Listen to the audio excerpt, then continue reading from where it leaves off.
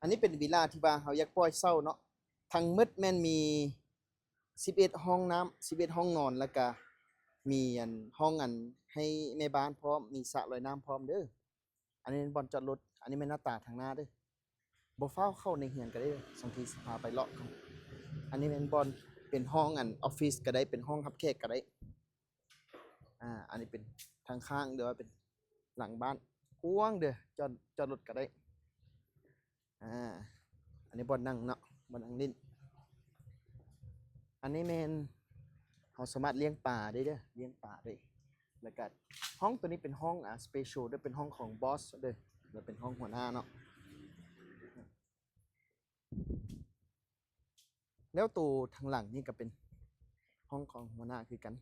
ทางกล้องนี่เราสามารถจอดรถได้บอลจอดรถกว้างหลายเด้อมีทั้งหมด11ห้องน้ำ11ห้องนอนบัดนี้เราเข้าไปเบิ่งนำกันทางไหนอยู่ทางหนึ่งมี2ห้องเด้อทางในกำลังรีโนเวทอยู่เด้อยังเปื้อนนิดนึงทุกๆห้องเป็นมาสเตอร์เบดรูมเลยเด้อแล้วก็อันนี้เป็นห้องครัวกว้างหลายเด้ออันนี้เป็นหลังบ้าน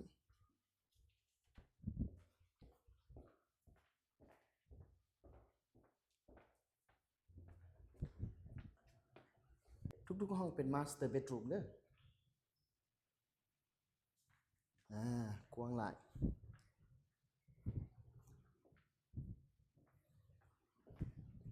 ตัวนี้เราเฮ็ดสัญญาเป็นปีเด้อก็คือเฮ็ด3ปีขึ้นไป1ปี2ปีบ่รับเนาะต้องเฮ็ดสัญญาเป็น3ปีแล้วก็ปีนึงแม่น$30,000เด้อ3ปีถึง$90,000เด้อถ้าเจ้าเองกำลังซอกเซาอยู่ติดต่อหา2ทีได้เนาะขอบใจหลายๆ